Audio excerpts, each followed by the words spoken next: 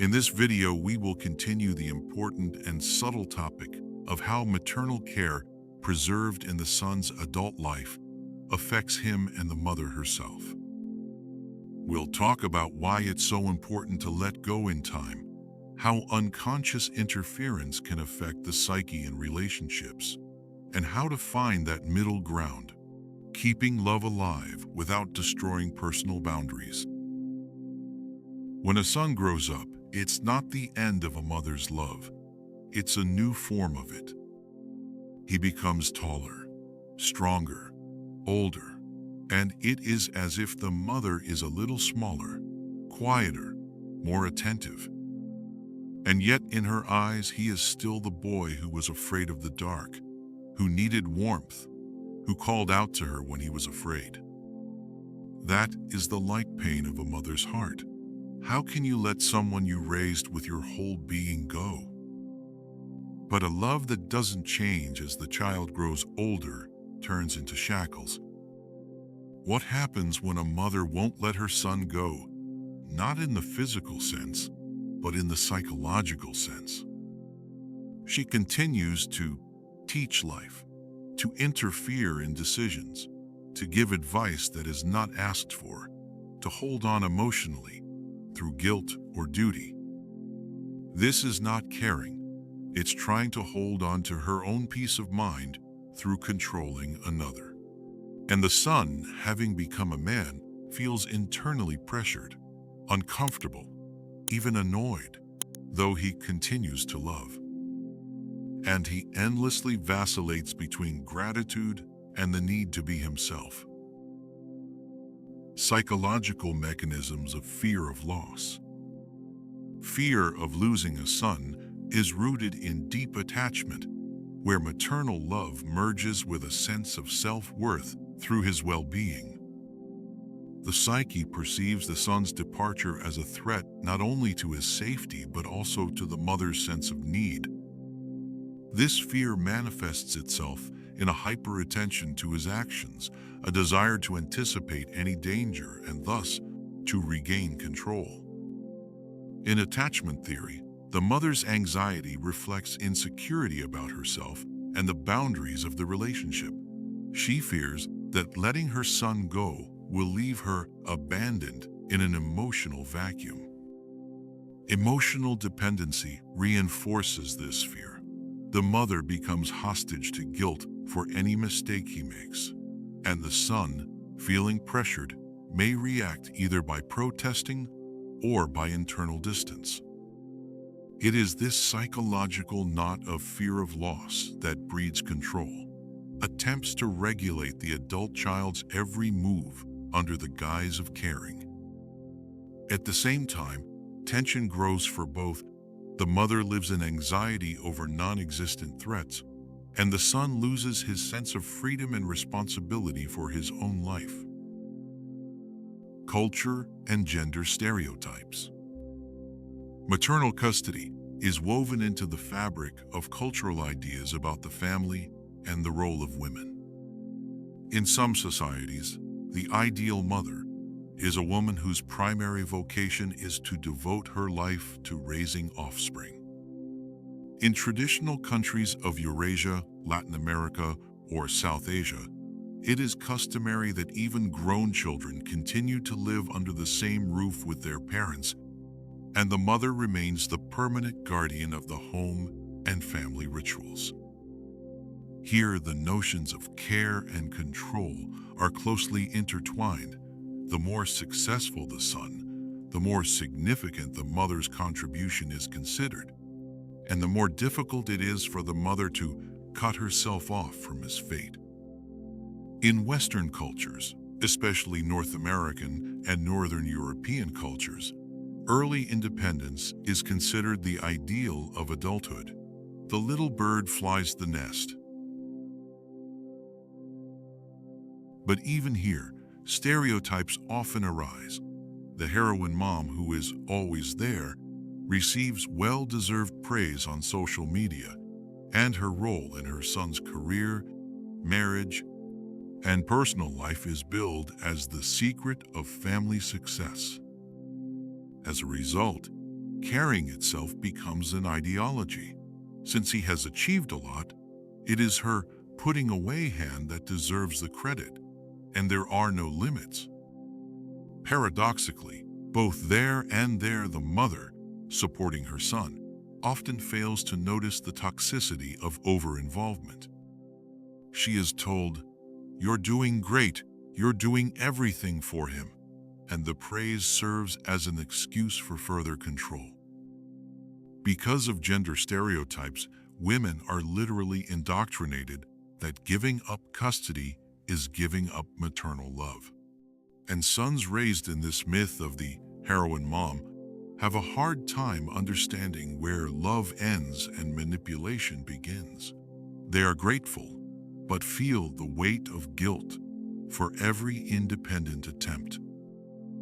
Both models, the eternal nest and the heroine mom on social networks, share a common root: the cult of motherhood that leaves no room for the child's autonomy. This is another reminder. The cult of custody, even the most noble, can become an ideology if it lacks respect for adulthood and autonomy. Analyticity: what the experts are saying. Psychologists have long noted, when a mother continues to decide even the smallest things for her son after he grows up, from clothing choices to vacation methods, so-called hyperparenting or helicopter parenting develops. Research within the framework of John Bowlby's attachment theory shows that excessive parental involvement in a child's adult affairs prevents the child from developing a secure sense of autonomy.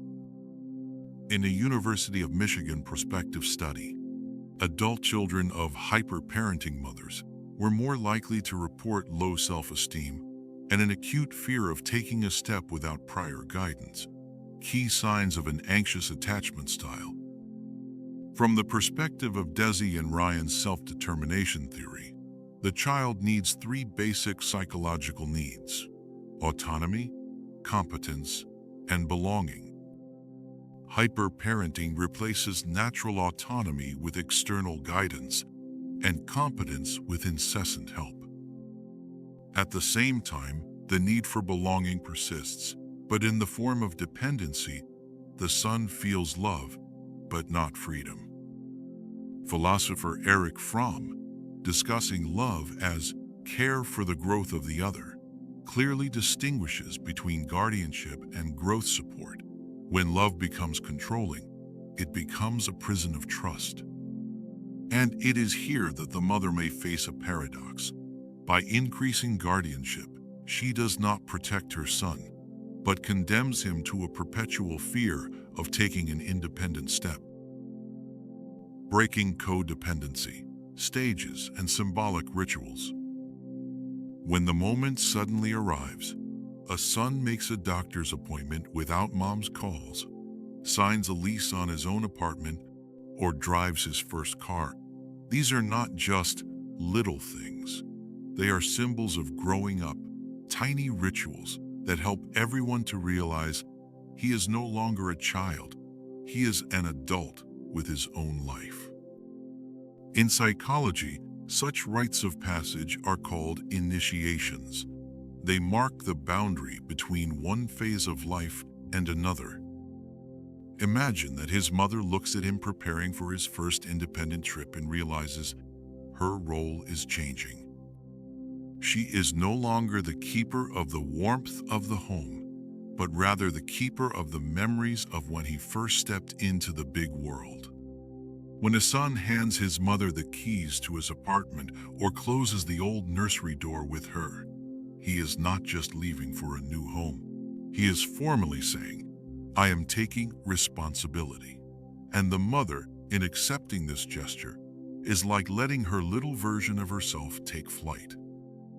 In culture, rituals help package complex emotions into understandable symbols. Without them, the transition would be smudged, painful, and unconscious. And so mother and son celebrate an important milestone together. She may give him a book for the new kitchen, and there is pride and released trust in her eyes. He can leave her a letter thanking her for caring and asking her not to worry so much anymore. There is a huge meaning hidden in these small actions. Past roles are turned into good memories, and new ones take clear shape. And then codependency dissolves, not with a forceful decide for yourself, but with a gentle change of ritual, from total guardianship to a shared celebration of adulthood. Mom remains the chief cheerleader, and the son remains the hero of his own journey. Influence on the son's married couple. When a mother remains actively involved in her adult son's decisions, his partner is often crowded into the new family system. A psychological triangle emerges: mother, son, and wife, in which each side tries to take its place, but responsibilities and boundaries are not spelled out. Wife may feel secondary. An important decision, buying real estate, choosing a school for grandchildren, financial issues, is discussed first with mom, not with her. The son, confused between his duty to his mother and his desire to build his own union, experiences chronic tension. For example, Anna planned a vacation trip with her husband, but his mother insisted on the cheaper and mom-friendly option. As a result, Anna felt superfluous in making even such mundane decisions. The husband, in an effort to avoid conflict with his mother, agrees for the sake of her peace of mind, but then becomes irritated and distances himself from his wife. To prevent such conflicts, it is important to 1. Set clear boundaries. Discuss family plans first within the couple, and then, if desired, involve the mother, but not vice versa. 2. Recognize the couple's priority. The mother remains the beloved parent, but the headquarters for family matters are the husband and wife. 3. Communicate openly and with respect. It is important for the son to honestly tell his mother, "I value your opinion, but we must make this decision ourselves." When such a triangle is unraveled through dialogue and respect for the autonomy of each, the new family gets a chance for harmony, and the mother gets a new role as a wise counselor without control. Self-development of a mother. Why it is necessary to grow together. The parallel paths of a mother and son often go side by side, but rarely intersect, and this is where the special trouble of codependency lies.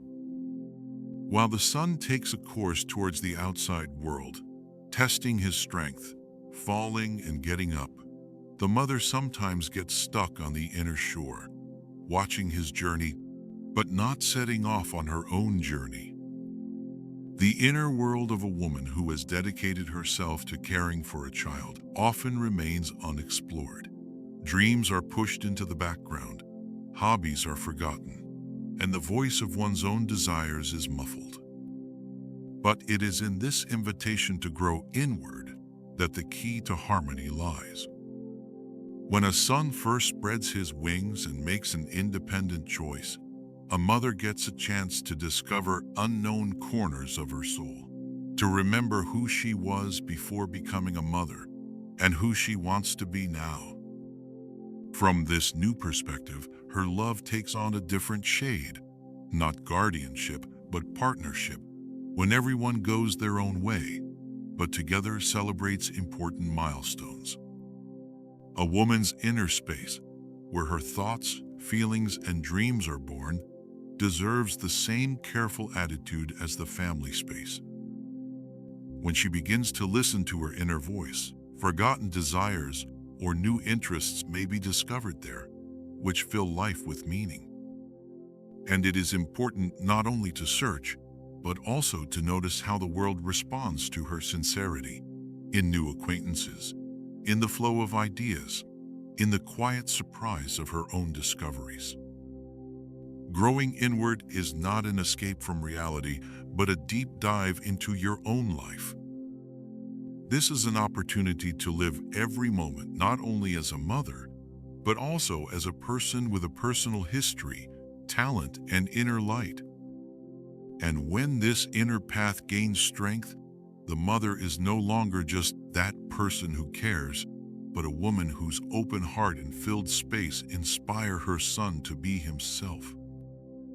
This is an invisible but tangible space of maturity, within which freedom and love live without shackles. Skills of delegating care.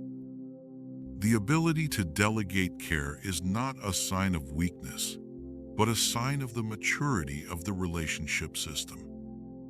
When a son keeps knocking on his mother's door with any problem from a broken faucet to doubts about his choice of job, he involuntarily denies himself the experience of making an independent decision, and his mother undermines her confidence, turning into an eternal firefighter. Delegating care works differently. It is the distribution of responsibility, in which everyone learns to trust partners, friends, specialists, and ultimately themselves. First, delegation destroys the "I can do it myself" scenario. When a son turns to a lawyer for financial issues or to a psychologist in a crisis, he learns to distinguish personal resources from expert knowledge. It's like taking a car in for repairs. You are not an engineer, but you can control the deadlines and results. Mom, in turn, stops accumulating emotional debt and gains space for her own affairs. Secondly, delegation creates a support network. Friends, colleagues, mentors become co-guardians, each in their own area. Imagine that your care is a lamp that illuminates not the entire field, but only a section. By delegating part of the land to others, you get a much wider coverage and stability of the system. Psychologically, this strengthens both roles. By delegating care, a son learns responsibility. He chooses who to entrust the problem to and what he is willing to pay for: time, money, or attention. Mom gains the right to her own rest and growth, instead of the daily stress of a savior. At the same time, balance is important. Delegation does not mean shifting everything onto someone else's shoulders, but wisely dividing the solution paths. Finally, the skill of delegation is a step towards self-respect and respect for each other. It teaches you to see the limits of your capabilities, listen to experts, and develop your autonomy. In a family where care is redistributed in this way, everyone feels supported while maintaining freedom and space for personal growth. Techniques for independent decision-making. Decision-making is a skill that develops with experience and directly reflects the maturity of an individual. When we talk about exercises, we are not talking about abstract schemes, but about real, everyday practices that teach you to rely on yourself and not be afraid of responsibility. Imagine a situation. Your son is choosing a smartphone. Instead of simply saying, "Take this one," your mother suggests going through the 5 questions together. First, what is the essence of the problem? Why do you need a new phone? What features are especially important? The second step is, what data is there? Compare models, prices, reviews, battery life. Third, weigh the options. Inexpensive, but with a good camera, or more expensive with reliable software support. Fourth, make a decision. Choose a model based on your priorities. And finally, analyze the result. After a few days, is it convenient to use? Did it meet expectations? Did any new questions arise? This simple practice is transferred to any life task, from planning a vacation to choosing a job. The son learns not just to take advice, but to formulate the problem himself, collect information, and be responsible for the choice. How to practice this skill daily? Start with the little things. Let him plan a family dinner, choose a recipe, make a list of products, buy them himself, and cook them. And then talk about what worked out, what went wrong, what can be improved next time. Or let him manage a small budget. Let him decide where to spend his free money, and then you can discuss together whether the spending was worth it. Another important exercise is the 10-minute pause. When the mind starts rushing before a difficult choice, let your son put off the decision for 10 minutes. During this time, he writes down his thoughts, feelings, and doubts on paper. The very act of writing things down often reveals hidden priorities. I choose not because I want to, but so as not to upset my mother. Gradually, these exercises become automatic. Instead of fear and uncertainty, structure appears, and instead of doubts, clarity. Once accumulated, such small decisions build up into a new way of thinking. I can figure it out myself. This is what independence is, not the absence of help, but the ability to make choices while respecting yourself and the adults around you. To summarize the above, we can highlight 7 specific pieces of advice. 1. Acknowledge your son's growing up. Realize that he has the right to his own decisions and mistakes. 2. Respect personal boundaries. Do not interfere in his personal life without an invitation. 3. Become a supporter, not a controller. Offer help, but do not impose it. 4. Develop your own life. Find hobbies, interests, friends outside the role of a mother. 5. Communicate as equals. Perceive your son as an adult, not a child. 6. Avoid criticism.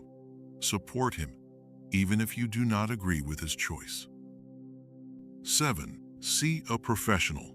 If you feel it is difficult to let go, psychotherapy can help.